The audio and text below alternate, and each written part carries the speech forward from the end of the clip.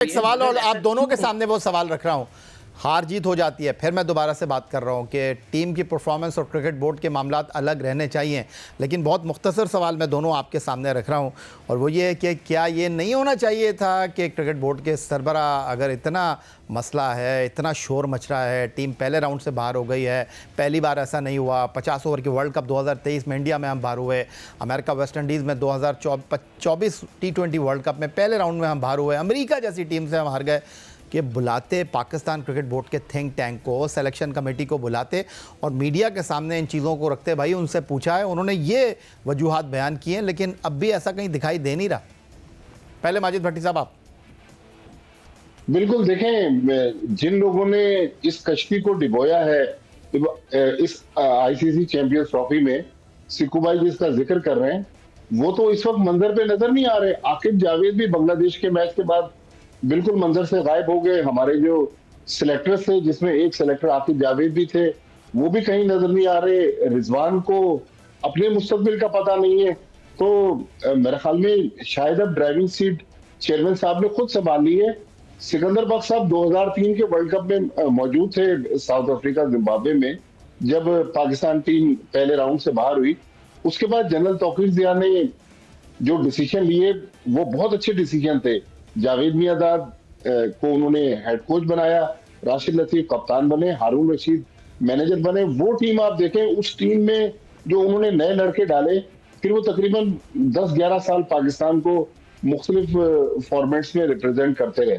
वो तो देखें सेंसिबल डिसीजन था, हिस्ट्री का हिस्सा है, लोग आज भी उसको याद करते हैं। लेकिन इस तरह पैनिक बटन दबा के आप खुद ही मिल रहे हैं और सिलेक्टर्स का पता नहीं है, हेड कोच और कप्तान का पता नहीं है, तो अगर नॉन क्रिकेटर कोई डिसीजन ले लेंगे तो कल फिर एक और देखें, न्यूजीलैंड वो मुल्क है जहां बड़ी बड़ी टीमें मुश्किल में आ जाती है। इंडिया जैसी, ऑस्ट्रेलिया जैसी टीम भी वहां फंस जाती है। हम अपने नए लड़कों को न्यूजीलैंड में अगर भेज रहे हैं, या तो फिर मिक्स टीम भेजें, लेकिन इस तरह अब आपके पास टाइम नहीं है। पैनिक बटन दबा के कोई उल्टा सीधा अगर हमने फैसला एक और कर लिया तो फिर पाकिस्तान क्रिकेट के ये जो यंगस्टर हैं ये भी गिर जाएंगे, इनको उठाना बहुत मुश्किल होगा। जी सिकंदर। देखिए याया बात दरअसल ये है कि ये जो मीटिंग आप भी जो तस्वीरें छपी हैं कि उन्होंने फर्स्ट क्लास क्रिकेटर्स को बुलाया, मेरे ख्याल से उसकी जगह मीटिंग होनी चाहिए थी कि जिसमें सारे कप्तान होता, सीनियर प्लेयर होते, जिसमें शाहीन था, बाबर था, इनको तीन को बुलाते, कोचेस को बुलाते, आप अपने सेलेक्टर्स को बुलाते, आपका वो जो एडवाइज़र, जो डेटा एक्सपर्ट, सबको बुला के बिठाते, उनसे मीटिंग करते, फिर उनसे पूछते कि भाई ये कैसे हो रहा है कि आज आपके इंडिया 4 स्पिनर से खेल रहा है, हम अपने ग्राउंड पे 1 स्पिनर। उनको बिठाकर पूछते ना कि आपने क्या किया।